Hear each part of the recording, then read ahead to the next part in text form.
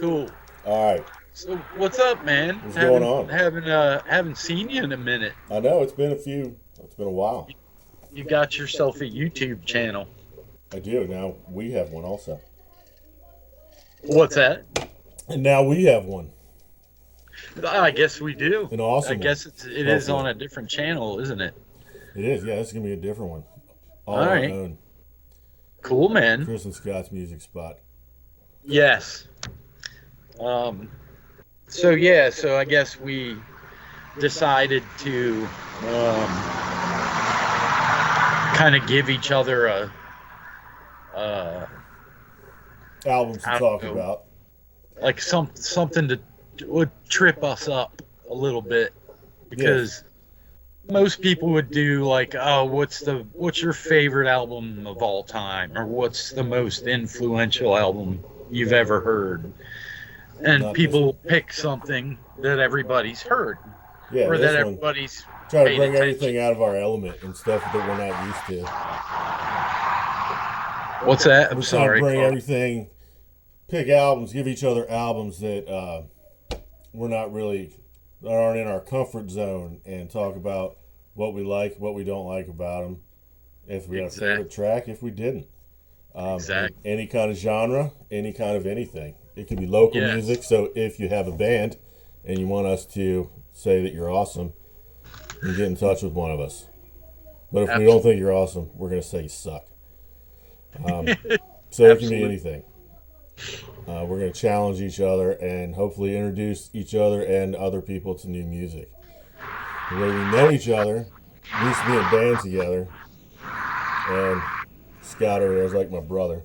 So, As well, likewise, Chris is. Well, you are my brother. I don't have one otherwise. that's You're right. the one I never had. So we're going to talk about anything, and all you have to do is have an open mind. So this, for the first episode, as you can see, things are a little sketchy right now, because where I was going to record didn't work, so I have this awesome filter behind me. And I'm smoking an unlit cigarette. Fantastic. It's all comedic value, buddy. So I gave Scott The Cure, Disintegration, something I'm pretty sure he's never listened to ever. Maybe snippets on the radio. You know, it's funny because back in that day, that album, if I'm not mistaken, came out in '89. I think it was May of '89. I have info on it.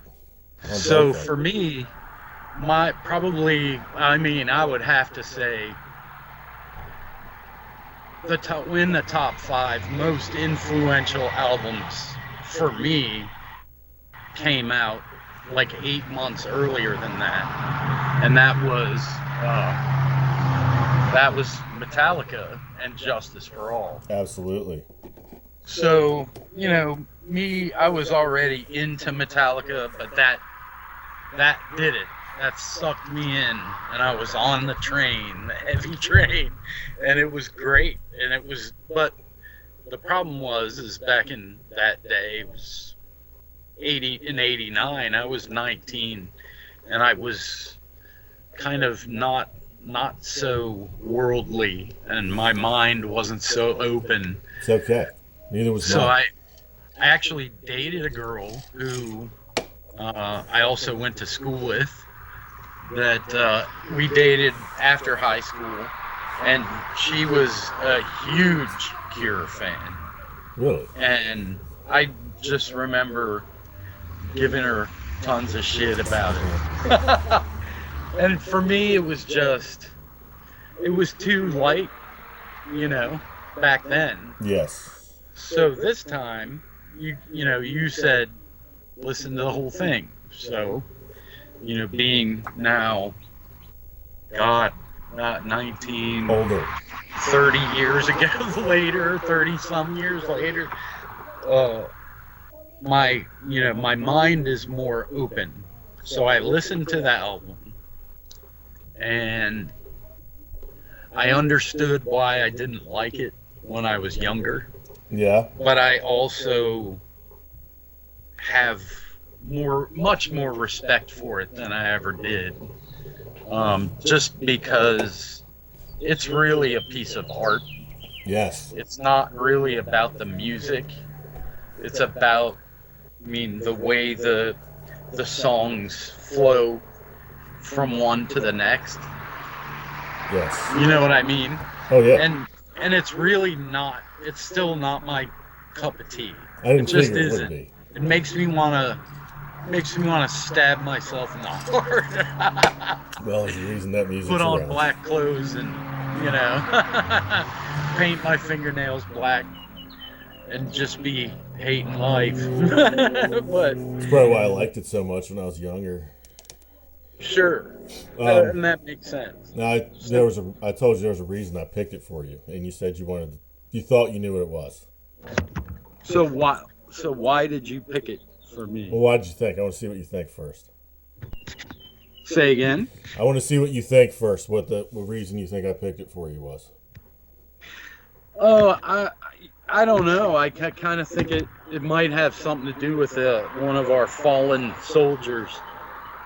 Oh no, but that's a good one. But no, Is that a different perspective? it is. Because I do know that he enjoyed that music as well. Oh yeah, I picked it because you've gotten really into the recording and producing stuff, and Mm. the way that they use so many things to create a wall of sound that's still musical. But on some songs, they just leave big empty whatevers for, you know. Yeah, to me that's interesting. Um, because I thought a lot about my music Yeah. while I was listening to that, Mhm. because parts of it actually, interestingly enough, reminded me of some of the music that I've made Oh in the yeah. last couple years. Absolutely. And I don't have any formal training or anything, but I like to go out and just experiment keyboards and things like that. And for them, listening to them, they're definitely not a musically proficient band per se. They don't suck, but they're not jazz musicians. No. Well. And they're not, they're it's just it was a good choice by you because it's totally out of my comfort zone. Yes. Like, it's never something I would seek out to listen to see if I missed something. Because I I remember when I first heard it, thinking I wasn't missing anything by Yeah. not listening. Um, but now, I mean, I think it's difficult to listen to because of what the tunes are about vocally or lyrically. Yeah. And it's the guy's like, this raw, he's hurting, but things can be hopeful. And to me, that was just, I've never been a person that focused on vocals or lyrics at all. Yeah. It's always been about the music and then how the vocals fit over that.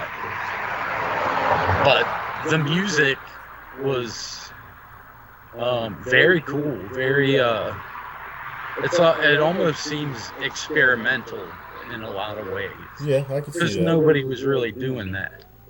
Yeah. I can see that. It was different. Everything was a pop song back then. Yeah. 3 minutes or less, all hooks. No, and here there's a lot of atmosphere, a lot of, well, we're not sure where this is going. We know it's not going to sound like Metallica, but we don't know what it's going to sound like. Yeah. They only And had it's that cool. one song. Well, they had pictures of you on the radio, but that one hit off that album was, Love song. yeah, Love Song. And that was probably the poppiest song on there. So that's funny because I remember hearing 311's version Yeah. and going, I'm like going, yeah, that's a pretty cool song. And then going, I've heard something like that before. Mm-hmm. But I didn't know where until I listened to this album. And I was like, I didn't realize it was a Cure song. Yeah. It never occurred to me, or if it had been told to me, I didn't retain that. Yeah. So it was definitely a different listen at first. I had to strap myself down to listen to it. I figured you would. I kept going, man, I got some other shit I gotta do that's more important than this. I mean, if that's not your thing, it's not your thing. But exactly. Mostly, I just wanted to see if you could pick up on the way that they use the sounds to make it like a soundscape for the songs and create a mood. Because I know you are getting really awesome at all that producing stuff. So really, thank you. Yeah, man.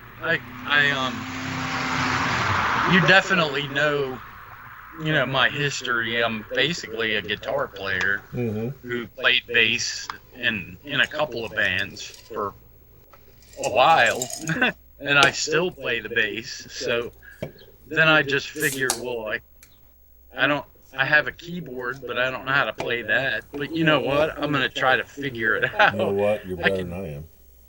I can figure out how to play something that's going to fit the mood or the whatever and not screw up horribly. Yeah. But my problem is that I don't let go. I don't take enough chances. Well, I don't do crazy shit. Well, maybe this will encourage you to, because you know what? You can always re-record it.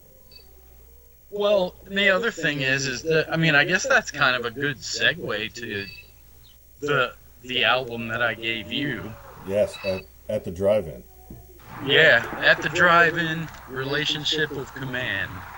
And I just say now, if anybody who's seeing this hasn't heard it, go out and listen to it, because, it really kind of changed the way I looked at things, and it's helping me break through some personal barriers by doing this with you, Chris. Oh, well, that's good. Because I haven't really heard this album in a long time, and I don't know, I guess I searched for something else, and one of their tunes came up, and I was like, man, I haven't heard that in a long time. Yeah. So I popped it on, and I was like, I bet Chris would like this. I'm gonna tell you what. I remember that song. 2 of the songs were on the radio from that. That One Arm Scissor song and the what was the name of that song? One was One Arm Scissor. I can't remember the name of the other one. Yeah, I don't either. Invalid Litter Department. Oh, yes. Which there it is. What a great song. Awesome. No, honestly, I think One Arm Scissor was not the best song on the album. I agree. I totally agree. And when you told me about it, you were like, oh, yeah, those first 2 albums are all screamy and whatever. Dude, I think those are my 2 favorite songs on the album. The screamy one? Because it's not because it's screamy. It's because everything fits together so well. It's very, very punkish. Very. And it's It's awesome. just weird because that was, like I said, when I was younger, I was kind of a snob. I was like a metal snob, or I was a classic rock, like a Floyd, Zeppelin, shit like that. But then Metallica, and then Pantera, and it was like, fuck all whatever you're listening to. You're not listening to this. You don't know where it's at, and that's a very closed-minded way to think. Well, I mean, you're young. That's what happens when you're young. But with this album, I definitely dig it. I've listened to it a bunch of times. I know you have listened to the Cure album a bunch of times. What do you think of the guitar player? It's good. I don't know which one's which, but I liked everything about it. My two least favorite songs are the ones that were on the radio. Okay. Although the second Nice. one, that letter or whatever it was. Invalid litter department. Yeah, Yeah. I like that one better than that One Arm Scissor song. And it's weird Yeah, because it's got more dynamics. yeah, So parts of it has the piano in it, and that's where I get my which is ideas for using a piano in like a heavy-ish type setting. yeah. I was listening to that today when I was going to the store, and it made me think. I never realized how many songs actually have piano parts in them. Like even Slipknot has piano in it. Yeah, yeah. I mean, you're not really thinking about it, I guess, when you're listening to it. No, But because it's all just thought out so well. I guess maybe that's why we never made it. well, and there could be something to that. I mean, when I look back on Chapter 11 days, That was our old band. we didn't have many I mean, the only dynamics we had were at the beginning of songs when you would start them on your clean channel. Oh, we had that formula for the '90s, man. We had the clean, heavy, clean. The grunge thing, Yeah. basically. Yeah, We were a little heavier than grunge, but Oh yeah. well, I don't know.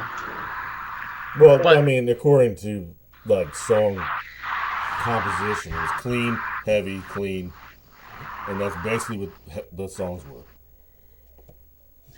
Right. Yeah, but for me, there wasn't enough clean stuff. No, we could have done more. But anyway, Or just we'll not talk about our album balls a to different the wall. time. What's that? We'll talk about our album a different time. Okay, yeah. Well, you what knew else? it was going to come up eventually. Oh, it'll come up. I'm sure it'll come up more than once. Right. Yeah, that At the Drive-In one was good, man. I like it. Anybody that likes punk music or the post-punk. I think anybody who likes any kind of heavy or distorted guitar music, Yeah. really, because, again, I guess I was introduced to it right after, maybe, the guy who introduced it to me was a guy named Dave, he is a guy named Dave, he's still with us. I played in a band with him just before I joined your band. Mm-hmm. And we were playing covers in the basement and all that, and we weren't doing a whole lot. There wasn't, and I wanted to go play out, but so that's why that didn't work out. But Dave is a great guy. He was like, man, you should check this album out. And I was like, what is it? And he told me what kind of music it was, and I was like, man, I'm not really into it. And then, I don't know, we piled into his car one night and went to his house. I think we might have been at O'Leary's. Oh, O'Leary's. But piled into his ride and went to Poolsville to his parents' house to continue our party. And he had that playing in his Jeep. And I was like, was letting it play for a while. And when it stopped, I was like, who is this? And he told me. And I was like, I got to get that. Of course, back then, it was pirate. I just got it from wherever. I wasn't Napster, maybe, or Probably. after Napster, LimeWire, or something like that. And picked it up off of there. And I've had it ever since. I just make sure it comes with me. It's on Google Drive for me, so it's backed up because I love it. I want it. It is a great album. I will give you kudos on that one. It probably helps that I've been getting kind of into the older punk stuff lately because I'm bored with everything that's out there. But you can definitely hear things that You say it's a good place to start. Just go back. Because a lot of the music I'm sure you were influenced by was influenced by punk. probably. I mean, anything with a lot of energy, new metal, whatever the stuff you were into when I met you. I mean, Wow. I was into a little bit of everything back then still. Not Right. as wide as I am now, but You could definitely hear during that album. You could hear. I don't know if they even listened to it, but the clean stuff on the At the Drive-In album, the vocals kind of reminded me of Jane's Addiction a little bit. If you listen to it, not in the crazy echoey kind. Well, yeah, because they had that, but I don't know. It was very. I know what you're saying. Yeah. It's the kind of the timbre of his voice. Yeah, maybe that and the effects he had on it, and it's got a distinct like a. It was cool. And then it would go into something that was just energy, and that's when I turn on the first song of that album. Let's see what the name of it is. I was mowing my grass because I'm, That's old. the way. Let's see, track listing. I can't even say it. We're Arsenal.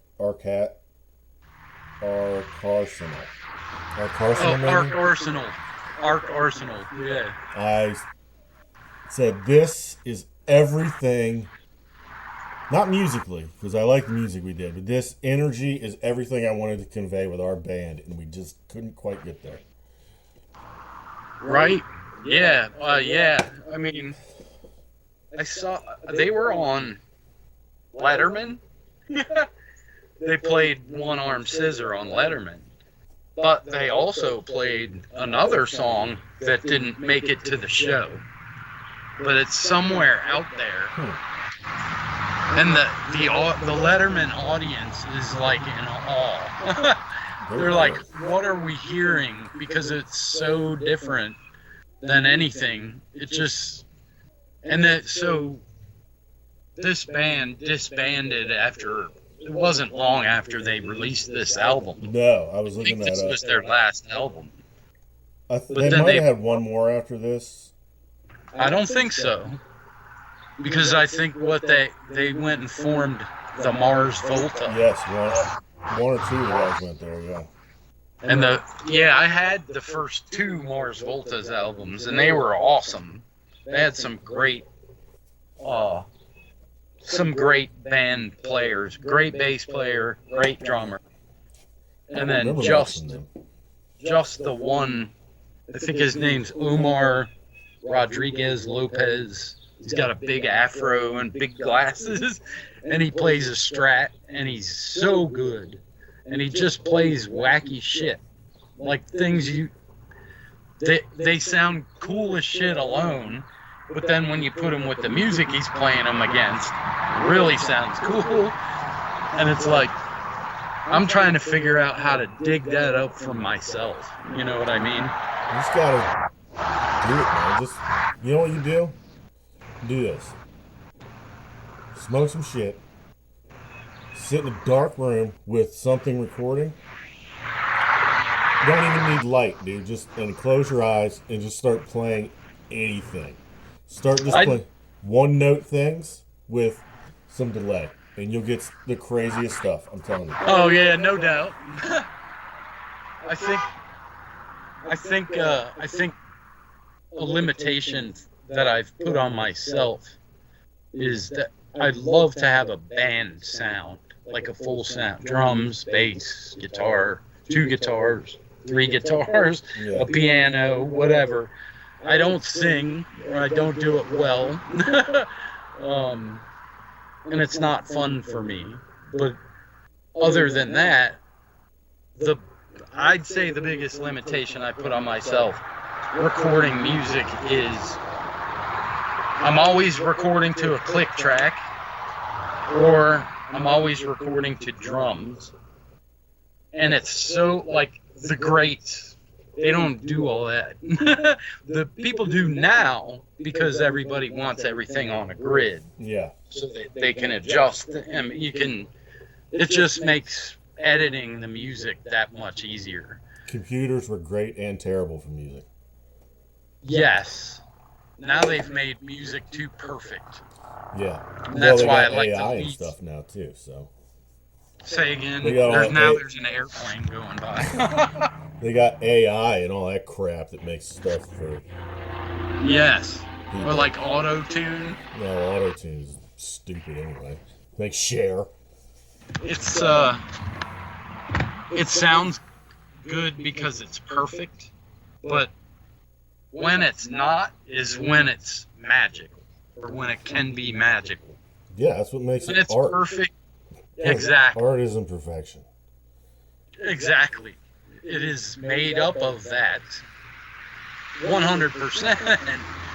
In any art form, there is no, but I don't know. It takes the humanity out of it, so it's harder to be creative. It's harder to truly be creative. It's just sterile and terrible. Yeah, exactly. Yeah. And when I record music, I definitely, I haven't really ever finished anything because I've never recorded anything all the way through that I was happy with, even 80% of the time, playing wise. Well, you're a perfectionist. You're never happy with anything you do. That's probably pretty true. Yeah, I'm probably pretty hard on myself. You are, man. You do good stuff.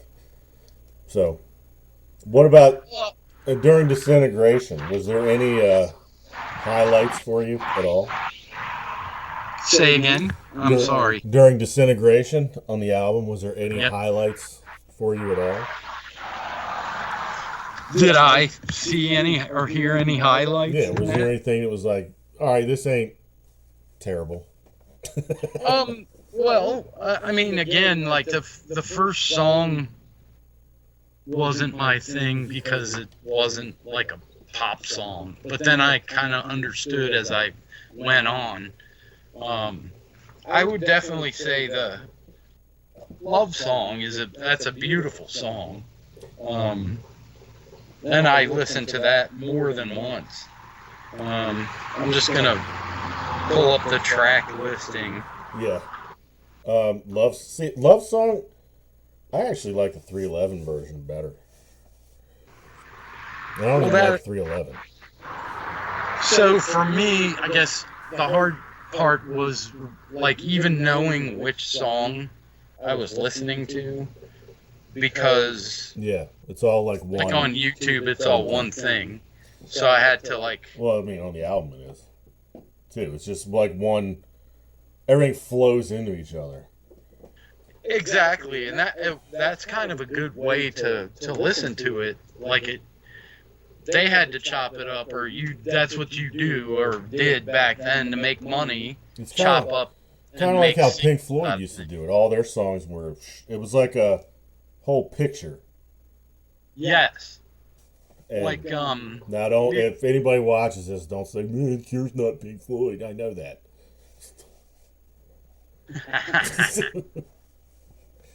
Okay. So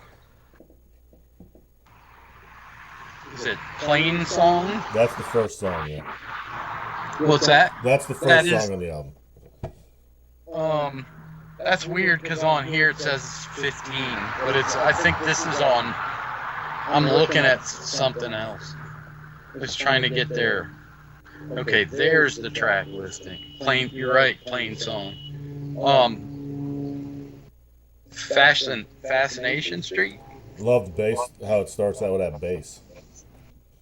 Yeah, and I'd have to go back and listen to it because they didn't stick out to me as the title. Mm-hmm. When I listened to it, it didn't seem like their songs had the titles' names in them necessarily. A couple of them. Right. Well, like Love Song is one that doesn't have Love Song in it. No, it does it? Pictures of You. Fascination Street, Prayers for Rain. It was definitely the middle to later stages of the album I seemed to enjoy more. Because it seemed more. I know what I wanted to say about it. The thing I really just don't like about it is there's really no groove. No, it's not. It's more of a. But it's not that kind of a thing. No, it's more of a. Like a soundscape. Yeah, it's like a feeling in art. Exactly, and it could, to me, conveys the feeling that he was trying to convey. Yeah, it's not perfectly. It's not something you're gonna sit down and be like, man, I'm gonna play this at the party. Or I'm gonna learn this on my guitar, right? That's right. I mean, did you know how to play these songs on a guitar? Do I? Yeah. Or have you ever? I could play Fascination Street on the bass, but as far as guitar, no. I mean, it sounds simple when they play it, but actually Robert Smith and whoever their other guitar players are at the time are a lot better than they make themselves sound. And plus, no doubt. Plus, there's like 400 layers, so. Exactly. Well, no, I noticed that at least one of the guitar players has some decent chops. It's not like they suck. And that was the kind of back then. People didn't know who you were in 1989 if you sucked. No. Because there was no internet. The only way you were going to know if something sucked or not is to go buy the thing and listen to it. Yes.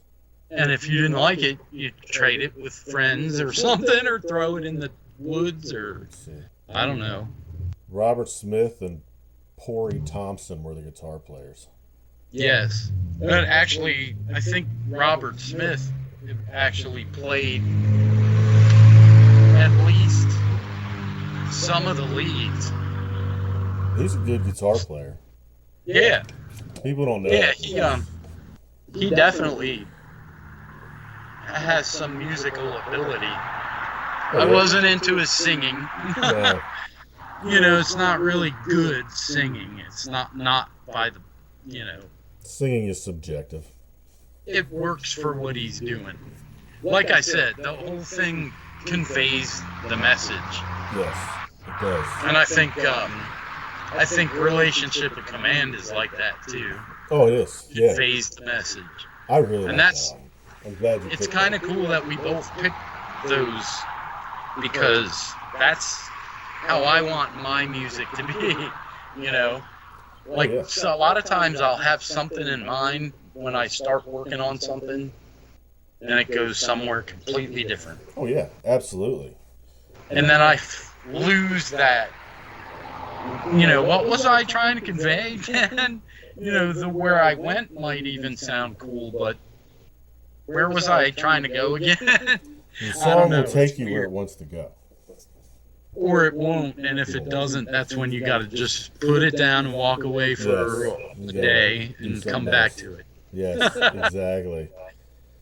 Do you still play? Yeah, I've been playing more drums than anything else. Yeah, notice that. We always never sucked at them.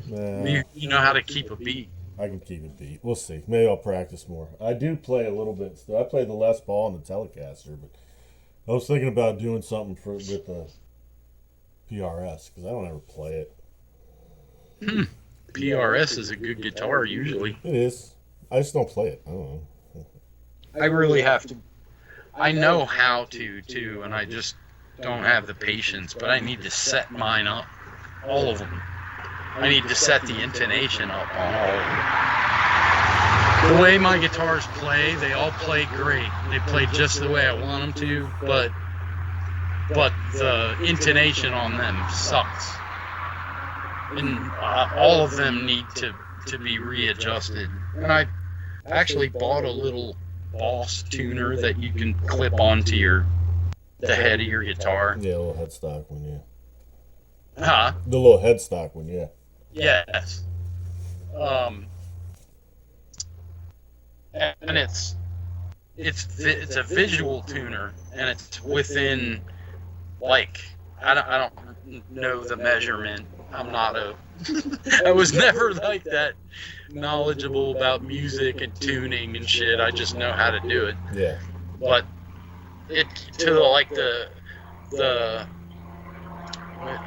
range plus or minus, the accuracy plus or minus is much more accurate than any other kind of tuner. Yeah. The only thing you can do better is get a strobe tuner. And I don't have money for one of those. I'm not Well, we're also not any kind of professional musician that needs that either. Well, but they're good for setting up guitars. Yeah, It's easy. You just watch the strobe and turn the fucking screw. If it goes one way and it gets worse, you go the other way. True. And it's really easy.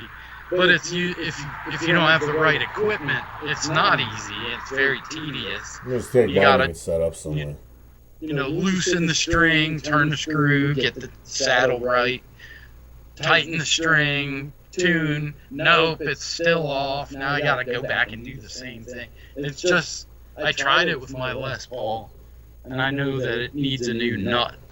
The nut's cracked, so where the string hits it is like way further back, and I can't adjust the bridge enough to compensate for the intonation. You should take it somewhere, man. What's that? Take it somewhere to get it fixed. It's a nice Les Paul. Well, you gave me a number to a dude. Yeah, he was pretty good. He set up a couple of my guitars. I need to, I guess I just need to bite the bullet and just have him, just take him there. He's not going to mess it up. No, I'm not worried about that. For me, it's always about not having the instrument available when I feel good enough to go make music, Let's see if I can give this guy a shameless plug. I don't know what his name is. Oh God, it's so nice inside. I know. It's so hot. It's crappy. It's terrible. I hate it. Jesus. It's ridiculous outside. And I've been outside that whole time, struggling to hear you. Yeah, you had some cars and stuff. And airplane. They do that stuff. All right. Oh, it's much better indoors. Guess we should probably wrap up the music part of this. Cool, man. All right. What do you want to do next? That's a good question. Do you want to continue with the... Sorry about the light. Wow. Try to blind everybody. It's all right. Do you want to continue on the kind of try to trip each other up? I mean, whatever. Like we said when we thought to start this. Or actually, maybe we got to get it out of the way. So maybe next time we do the what made you play music? What made you want to play guitar? And you have to listen to that album? Yeah. What made me want to play? Oh man. I mean, for me, it's kind of like I have one band made me want to play music, but then another band made me know for sure that I was a guitar player. And for me, that would have been Led Zeppelin. So for me, I would start with giving you Led Zeppelin 1. Because that's... When I heard that, I remember hearing that. And I'll tell the story of that when we get together. But that was like a revelation. Like, okay, I know what I'm doing is... Because I had a little Sears guitar that I was messing around with. Didn't know how to tune it or anything. It had 3 strings on it. Awesome. But it kind of made my parents go, hey, maybe we should get him something that works. So Led Zeppelin 1 is my one to give you. Okay. That's tough. Because I had one that made me buy a guitar, and then I had one that made me and I tried to play it, and then I had one that I actually learned to play guitar with. Because, I never had any kind of training or anything. Well, I mean, you can do all of them if you want. No, I'm not going to make you listen to 2. The one that made me buy a guitar was probably Appetite for Destruction. And I've heard that, but I could go back and listen to it. That's not torture. I like that. It's not torture. that was never my favorite music either. I know. Believe it or not. Because it wasn't Metallica. It was pussy music. I'm gonna leave it up to you. All right. The one that made me buy a guitar was Guns N' Roses, Appetite for Destruction. The one that made me actually learn how to start playing guitar was Nirvana Nevermind. Oh, man. Because it's like I mean, 3-chord stuff. That's how I learned. we can do that one because I always have something to say about Nirvana. I'm sure it's wonderful too. Sure. But hey man, it's music. People liked it. Yes. People bought that shit and soaked it up like sponges. I just there was some oil in my sponge. You couldn't do it. Maybe it'd be different now because it's it's in the same vein as At the Drive and the punk kind of stuff, but it's more produced. And how about this? Nirvana Bleach. Do that one. That one also made me. That one's a little less known to me, but I have actually played About a Girl. Is that on the Bleach? That's on Bleach, yes. Okay, I've heard it, but it's an awesome album. You probably haven't heard. Man, I don't know. Maybe you have, but I don't think you've heard much else off that. That wasn't Dave Grohl on drums either? No, that was before Dave Grohl. Nobody knows that guy's name, do they? I used to. I don't know. Guy that got kicked out of Nirvana. No, I think he quit for family or something. That's funny. We'll talk about it. Absolutely. We'll learn more about it. That sounds good. So yeah, do that one because I like that one better than Nevermind, and I actually learned how to play at one point every song on that one. Right, because it's there was reasons for that, Chris. Shut up. No, that's all good. All right, no man, that sounds good. So excellent. Zeppelin 1 for you.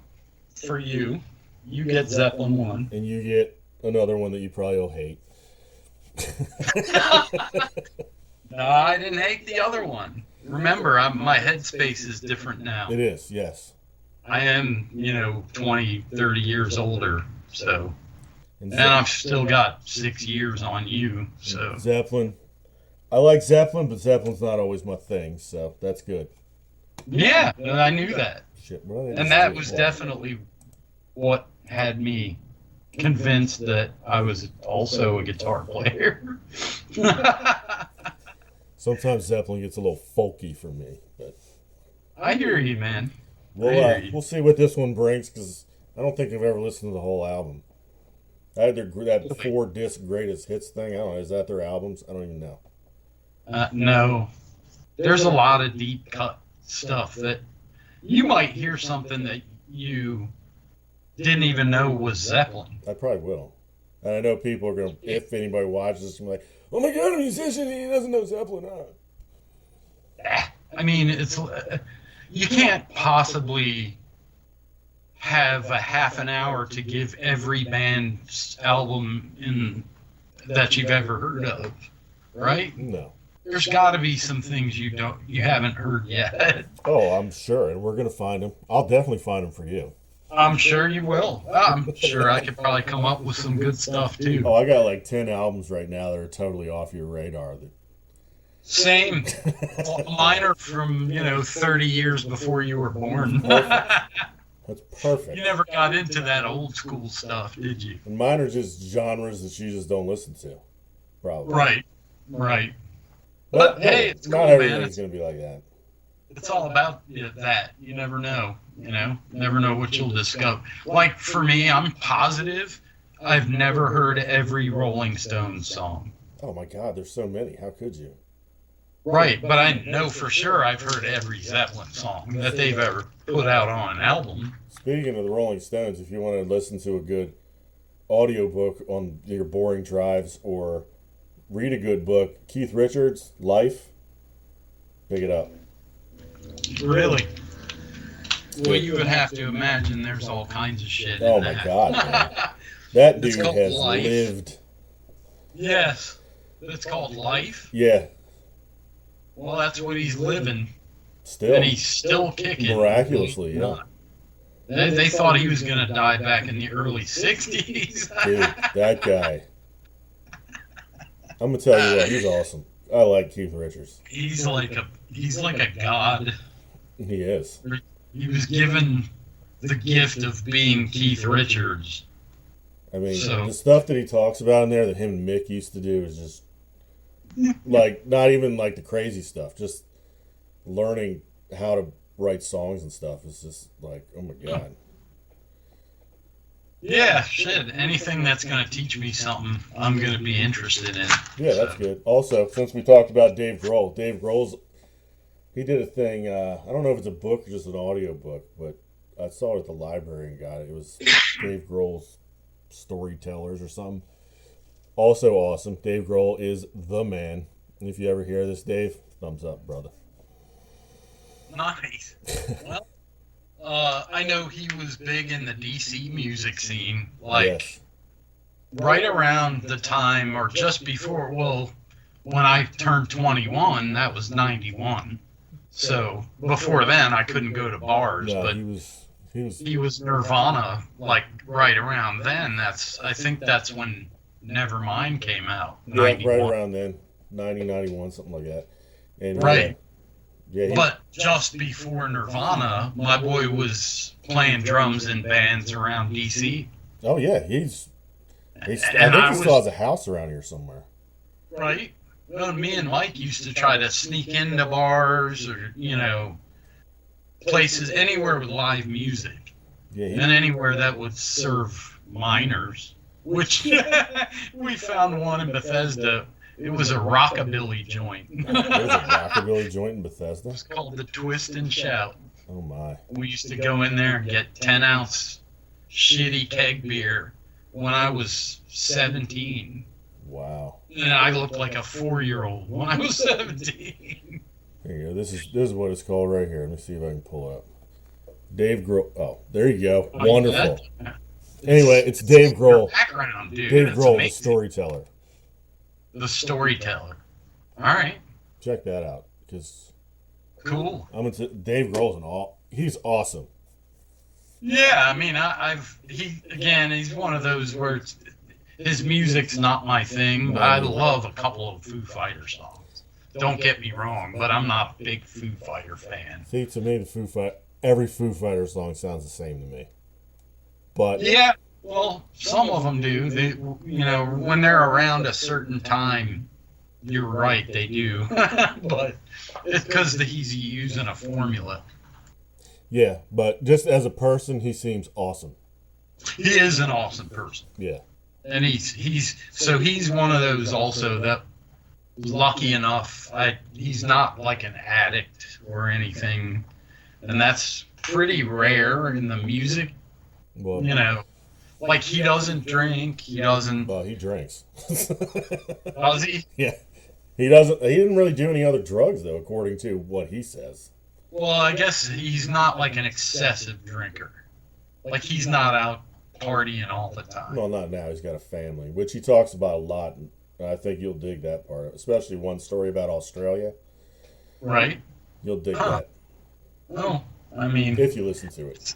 So, you know how it is, man. I know. At one day Old. you have you to be responsible for, and then one day you have more than just you to be responsible for. Exactly. Having kids, man, and having kids, if it doesn't change your perspective on life Then you're a piece of shit. completely, then you must have been living the perfect life before, because It just changes you. It changed you. it's for sure, man. And for me, Oh. my daughter probably saved my life. I was doing a lot of irresponsible shit As we all before she did. was born. Uh-huh. As we all did. Oh yeah. Well, and we did together sometimes. I'm gonna tell you what. We did a lot of that. The At the Drive-In album, even Spencer liked it. Really? Yeah, and he likes songs about raining tacos and shit from. What's that guy's name? I can't even think of his name, but oh my god. Perry Grip. Credit where credit is due. He sings about raining tacos and pancake robots and stuff.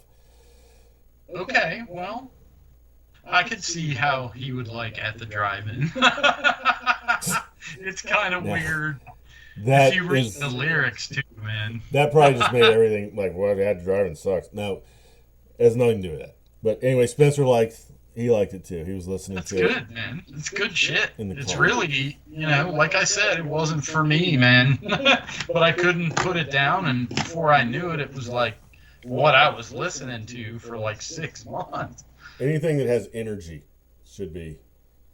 Yeah, this was one of those. Yeah. Wake up in the morning, not really ready to go, get in the car, put that on.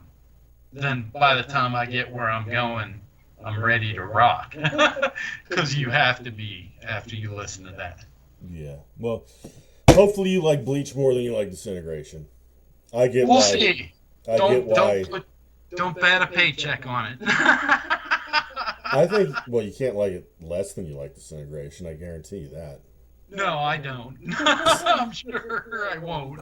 Like I said, I've heard it. It's just been 20 years. Well, really the reason I picked it for you was the whole production thing of how because you're getting good at that. And thank you. I appreciate that. I don't know, because, I just do that. I wanted you to see how you can make a soundscape out of all kinds of different stuff. Just noises and... It's not just this. It's... Exactly. Experiment, man. And thank you, because that's what it's going to help me do. Well, I hope so. I'm not saying the stuff you do sucks. I'm just saying, you're getting good at what you're trying to get good at. I want to show you a different aspect of it. Yeah, I need to take it to the next step, the next level, musically, for me. I won't pick anything totally out of your realm like that again. Well, maybe. Who knows? It's fine if you do, man. I don't mind. Yeah, the only thing is an open mind. Honestly, the only thing I'm surprised at so far is that you haven't mentioned any of your country music. It's coming.